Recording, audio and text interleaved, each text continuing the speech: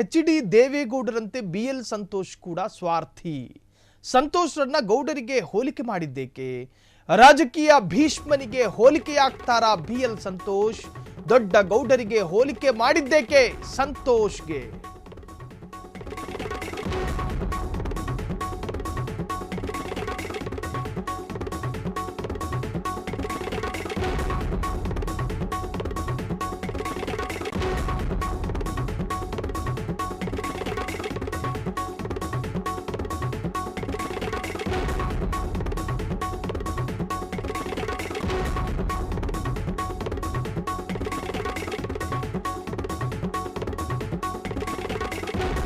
ಮಾಜಿ ಪ್ರಧಾನಿ ಎಚ್.ಡಿ. ದೇವೇಗೌಡರಂತೆ ಬಿ.ಎಲ್. ಸಂತೋಷ್. ನೋಡಿ, ಮೊದಲೇ ಹೇಳಿಬಿಡ್ತೀನಿ, ರಾತ್ರಿ ಹಗಲು ವ್ಯತ್ಯಾಸಗಳಿದ್ದಾವೆ.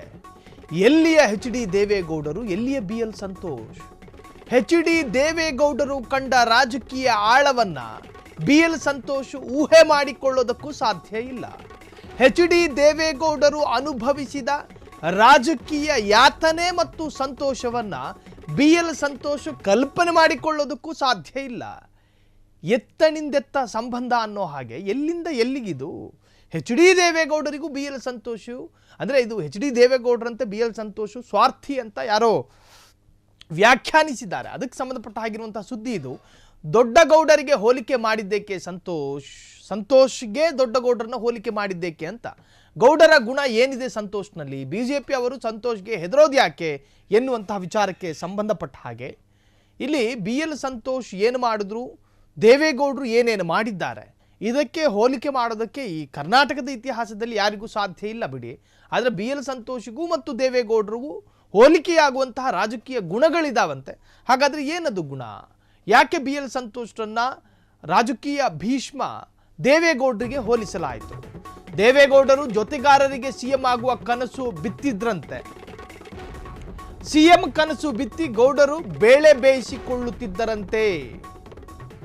ಸಿದ್ದರಾಮಯ್ಯ, ಪಿ.ಜಿ.ಆರ್. ಸಿಂಧ್ಯಾ, ಎಂ.ಪಿ. ಪ್ರಕಾಶ್ ಹೀಗೆ ಮುಂತಾದವರು ದೇವೇಗೌಡರ ಜೊತೆಗಿದ್ದವರು. ಇವರಿಗೆಲ್ಲ ನೀವು ಸಿಎಂ ಆಗ್ತೀರಾ ಎನ್ನುತ್ತಿದ್ದರಂತೆ ಗೌಡರು. ಅಧಿಕಾರದ ಚುಕ್ಕಾಣಿ ಮಾತ್ರ ಗೌಡರ ಕೈಯಲ್ಲಿ ಇರ್ತಿತ್ತಂತೆ.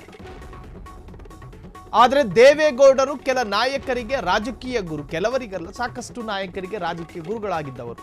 ಅದೇ ರೀತಿ ಸಂತೋಷ್ ಕೂಡ ಅಧಿಕಾರ ವ್ಯಾಮೋಹಿ ಅಂತೆ. ನೋಡಿ, ಇಲ್ಲಿ ಬಿ.ಎಲ್. ಸಂತೋಷ್ ಯಾಕೆ ಮುನ್ನೆಲೆಗೆ ಬರ್ತಾರೆ ಅಂದ್ರೆ, ಪಕ್ಷದಲ್ಲಿ ನಾನು ಹೇಳಿದ್ದೇ ಆಗಬೇಕು, ನನ್ನ ರೂಲ್ಸೇ ನಡಿಬೇಕು, ಮಗು ಚಿವುಟೋದು ಅವರೇ, ತೊಟ್ಟಿಲು ತೂಗೋದು ಅವರೇ.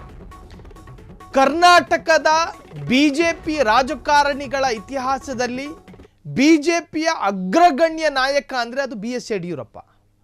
ಇನ್ನು ಬಿ.ಎಸ್. ಯಡಿಯೂರಪ್ಪನನ್ನ ಕರ್ನಾಟಕದಲ್ಲಿ ರಾಜಾಹುಲಿ ಅಂತ ಕರೀತಾರೆ.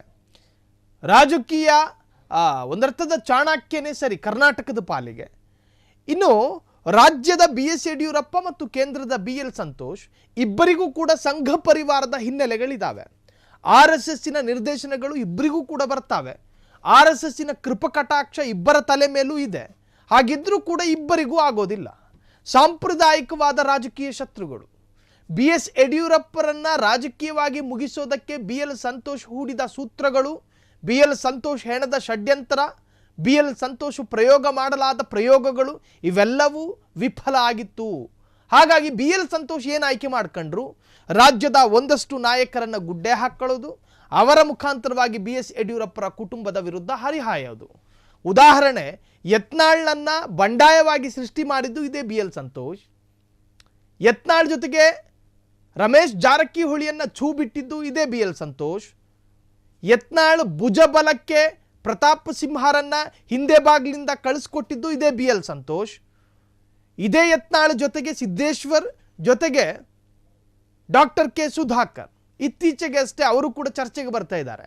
ಈ ಎಲ್ಲ ರಾಜಕೀಯ ಬೆಳವಣಿಗೆಗಳಿಗೂ ಕಾರಣ ಇದೇ ಬಿ.ಎಲ್. ಸಂತೋಷ್ ಅಂತ ಹೇಳಲಾಗ್ತಾ ಇದೆ.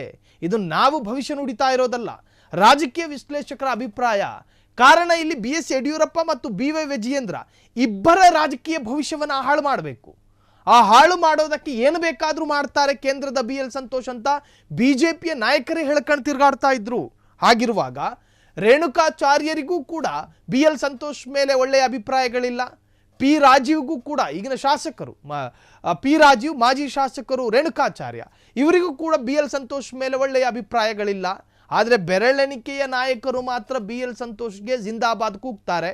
ಆ ಪೈಕಿ ಯತ್ನಾಳು, ಕುಮಾರ್ ಬಂಗಾರಪ್ಪ, ಹೀಗೆ ಒಂದಷ್ಟು ಜನ ಸೇರಿಕೊಳ್ತಾರೆ. ಹಾಗಾಗಿ ಬಿಜೆಪಿಲಿ ಶ್ರೀ ತ್ರಿಮೂರ್ತಿಗಳಿದ್ದಾರೆ, ಅವರು ಹೇಳಿದ್ದೇ ಆಟ. ಹಾಗಾದ್ರೆ ಯಾರು ಆ ಮೂರು ಮಹಾನುಭಾವರು? ಬೊಮ್ಮಾಯಿ, ಜೋಶಿ ಹಾಗೂ ಬಿ ಎಲ್ ಸಂತೋಷ್.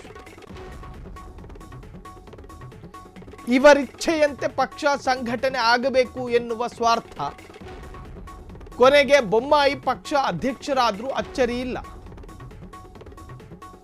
ಬಿಜೆಪಿಲಿ ತ್ರಿಮೂರ್ತಿಗಳಿದಾರಂತೆ, ಇವರ ಸ್ವ ಇಚ್ಛೆಯಿಂದಲೇ ಪಕ್ಷ ಮುಂದೆ ಸಾಗೋದಂತೆ. ಬಿಜೆಪಿ ಪಕ್ಷಕ್ಕೆ ಈ ಮೂರೂ ಕೂಡ ಲೆಕ್ಕಕ್ಕೆ ಇಲ್ಲ. ಇನ್ನು ದೇವೇಗೌಡರಿಗೆ ಯಾಕೆ ಹೋಲಿಕೆ ಮಾಡಿದ್ರು? ದೇವೇಗೌಡರ ಜೊತೆ ಬೊಮ್ಮಾಯಿ ಇದ್ದವರು, ಸಿದ್ದರಾಮಯ್ಯನೂ ಇದ್ದವರು, ಹೀಗೆ ಅನೇಕ ನಾಯಕರುಗಳು ಕೂಡ ಇದ್ದವರು. ದೇವೇಗೌಡರು ಪದೇ ಪದೇ ಈ ನಾಯಕರಿಗೆ ಹೇಳ್ತಾ ಇದ್ರಂತೆ, ನಿಮ್ಮನ್ನು ನಾಯಕರನ್ನಾಗಿ ಮಾಡ್ತೀವಿ, ನಿಮ್ಮನ್ನು ಮುಖ್ಯಮಂತ್ರಿ ಮಾಡ್ತೀವಿ, ನಿಮ್ಮನ್ನು ಮಂತ್ರಿ ಮಾಡ್ತೀವಿ. ದೇವೇಗೌಡರ ಕ್ಯಾಬಿನೆಟ್ಟಲ್ಲಿ ಯಾರು ಮಂತ್ರಿಗಳಾಗಿಲ್ಲ ಹೇಳಿ? CM ಇಬ್ರಾಹಿಂ ಕೂಡ ಮಂತ್ರಿಗಳಾಗಿದ್ದಾರೆ. ಯಾರಿಗೆಲ್ಲ ಅವರು ಆಶ್ವಾಸನೆ ಕೊಟ್ಟಿದ್ದಾರೆ ಅವ್ರನ್ನ ಮಂತ್ರಿ ಕೂಡ ಮಾಡಿದ್ದಾರೆ. ಆದರೆ ಬಿ ಎಲ್ ಸಂತೋಷ್ ಎಷ್ಟು ಜನರನ್ನ ಮಂತ್ರಿ ಮಾಡಿದ್ರು? ಇಲ್ಲಿ ಬಿ ಎಲ್ ಸಂತೋಷ್ಗೂ ಮತ್ತು ದೇವೇಗೌಡರು ಯಾಕೆ ಹೋಲಿಕೆ ಮಾಡಿದ್ರು ಎನ್ನುವಂಥದ್ದು ಅರ್ಥ ಆಗ್ತಾ ಇಲ್ಲ. ವಿಶ್ಲೇಷಕರಲ್ಲೂ ಕೂಡ ಗೊಂದಲಗಳು ಹುಟ್ಟಾಕಬಹುದು. ಇಲ್ಲಿ ಬಿ ಎಲ್ ಸಂತೋಷ್ ಜೊತೆಗೆ ಪ್ರಹ್ಲಾದ್ ಜೋಶಿ, ಈಗಿನ ಕೇಂದ್ರ ಸಚಿವರು, ಜೊತೆಗೆ ಬೊಮ್ಮಾಯಿ ಸಂಸದ. ಸೊ ಹೀಗೆ ಎಲ್ಲರೂ ಸೇರಿ ಬಿಜೆಪಿಯ ನಿರ್ಧಾರಗಳನ್ನು ಪರಿಗಣನೆಗೆ ತೆಗೆದುಕೊಳ್ತಾರೆ ಅಂತ ಈ ಮೂರು ಜನರ ವಿಚಾರಗಳು ಬಿಜೆಪಿಯಲ್ಲಿ ಮ್ಯಾಟ್ರ್ ಆಗುತ್ತೆ ಅನ್ನೋದಾದರೆ ಉಳಿದ ನಾಯಕರುಗಳ ಕಥೆ ಏನು?